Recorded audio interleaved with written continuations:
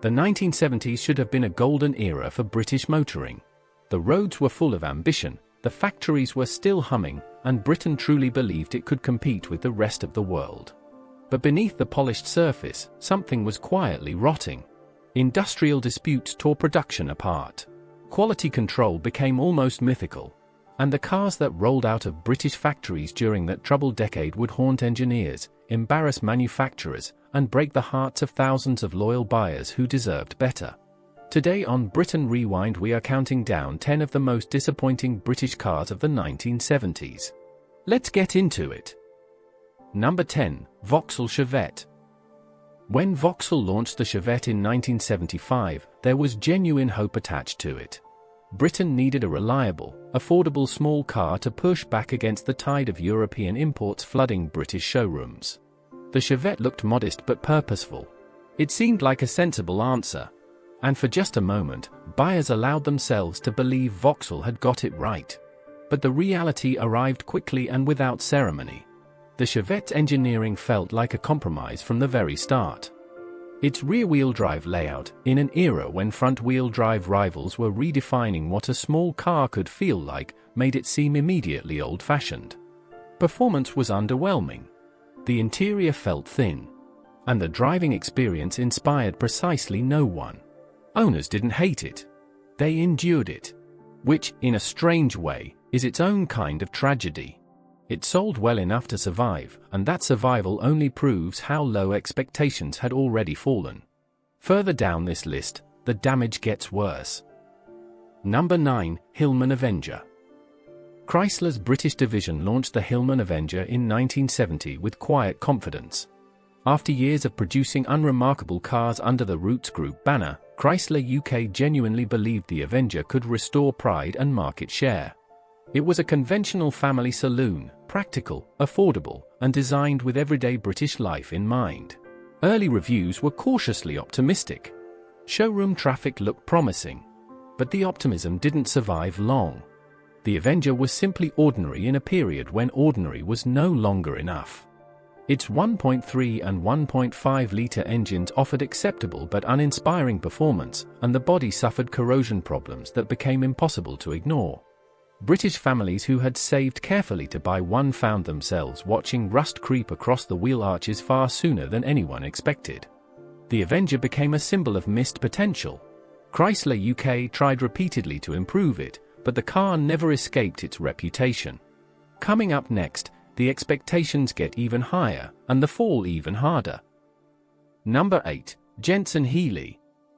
The Jensen Healey arrived in 1972 carrying an almost unbearable weight of expectation. Britain's motoring press had been buzzing for months. Here was a proper British sports car, open-topped, stylish, powered by a twin-cam Lotus engine producing around 144 brake horsepower. On paper, everything looked thrilling. But something was deeply wrong beneath that pretty fiberglass skin.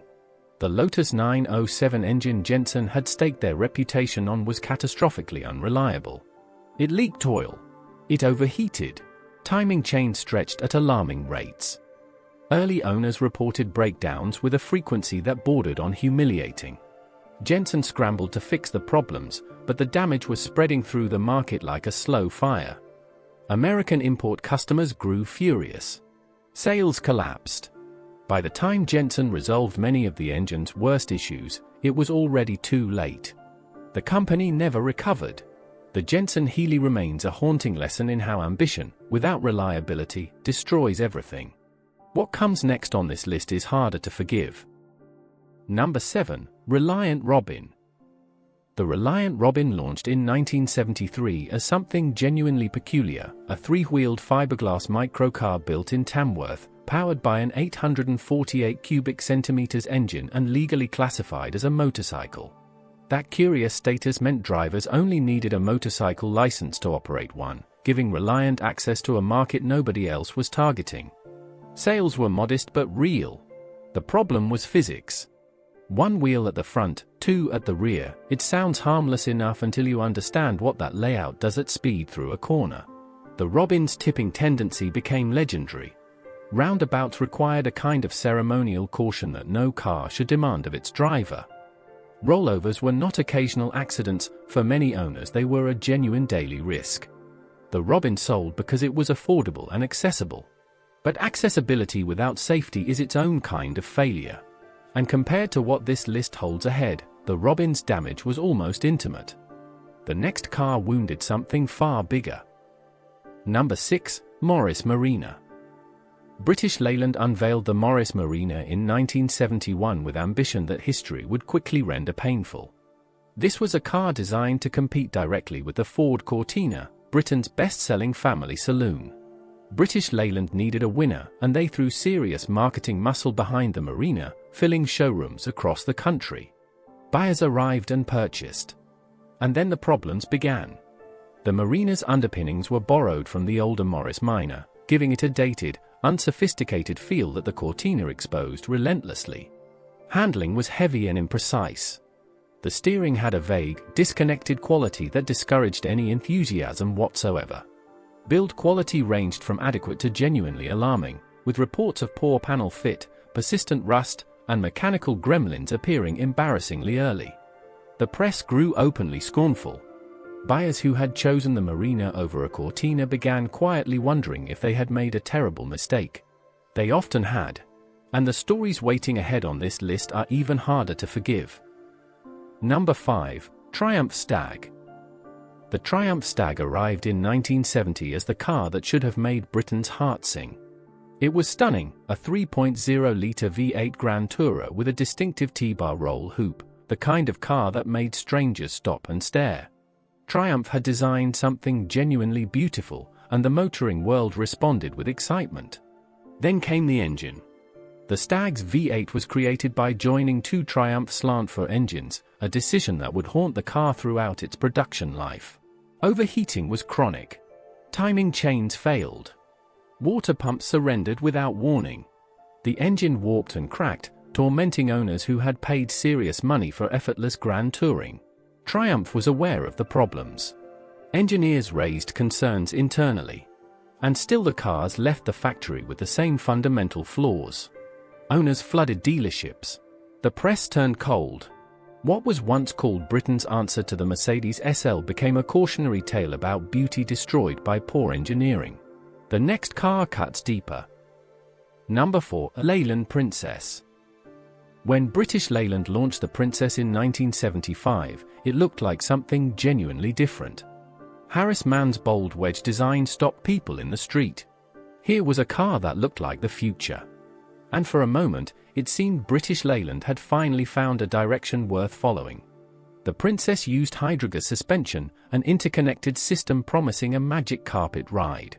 In theory, extraordinary. In practice, it demanded constant attention, and when it failed, which happened far too often, repairs felt brutal on an ordinary family budget. Interior quality was poor. Rust arrived early. Build consistency at the troubled Longbridge plant was almost non-existent. Some cars left the assembly line barely roadworthy. Others were genuinely alarming. The Princess sold on the power of its striking looks alone, but left owners quietly desperate within months of ownership. Can you imagine paying your hard-earned savings for that? The car coming up next did something far more damaging to Britain's entire motoring reputation. Number 3. Triumph TR7. The Triumph TR7 launched in 1975 as British Leyland's great sports car hope. The wedge-shaped body was genuinely striking, angular, low, unlike anything else on British roads. Leyland marketed it aggressively in America as the car to own. The slogan was bold, the shape of things to come. And for one glorious moment, it seemed the marketing might be right. Then reality arrived. The TR7's initial production was handled at the Speak plant in Liverpool, a factory ravaged by industrial action so severe that quality control became almost impossible. Leaked roofs. Electrical gremlins.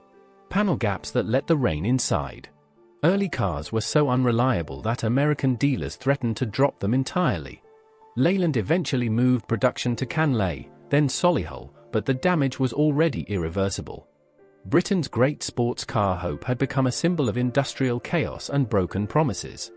What waits at number 2 on this list is even more heartbreaking. Stay with us, we're almost there. Number 2. Rover SD1. In 1976, Rover proudly launched the SD1 and the British press lost its composure. Car of the Year. Here was a fastback executive saloon with a 3.5-litre V8, inspired by Italian design and sleek in a way British cars rarely managed. The world seemed ready to believe. The problem arrived after the showroom. The SD1 buyers drove home was often not the car the brochure had promised. Panel fit was inconsistent. Electrics failed regularly. Interiors wore badly within months. The V8 could be magnificent when properly assembled, but many examples consumed oil, misfired, and left their owners stranded without warning.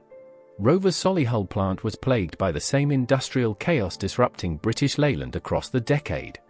A car of the year that routinely humiliated its own owners.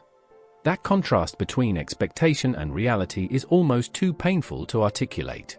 And yet somehow, it is not the worst car on this list. Number 1 is still waiting. And it still hurts. Number 1, Austin Allegro. This is number 1. And if you have any love for British motoring history, this one genuinely hurts. British Leyland launched the Austin Allegro in 1973 as the replacement for the much-loved Austin 1100, Britain's most popular family car. The expectations were crushing. And from the moment it appeared, something felt deeply wrong. The design was mocked immediately. That bulbous, awkward shape looked like something assembled by conflicting committees with no agreed vision. But the styling was only the beginning. The Allegro's quartic, effectively square, steering wheel became a national punchline overnight. Hydrogas suspension delivered an inconsistent ride. Build quality was frequently shocking. Rear windows famously popped out when the car was jacked up. The press tore it apart without mercy. Buyers began choosing competitors instead. And as the decade wore on, the Allegro became something worse than a disappointing car. It became a symbol of everything British Leyland had failed to achieve, and everything a once proud industry had surrendered. The 1970s were a decade of ambition and collapse in British motoring. Some engineers worked with extraordinary dedication. Some designers produced genuinely beautiful ideas. But the system was broken, and the cars on this list paid the price, and so did the loyal buyers who trusted them. British motoring would recover, slowly and painfully, in the years that followed. But these 10 cars remain a reminder of what happens when pride outpaces quality. Which of these disappointed you most? Leave a comment below. We read every single comment. And if you love British motoring history, subscribe to Britain Rewind. We'll keep telling the stories worth remembering.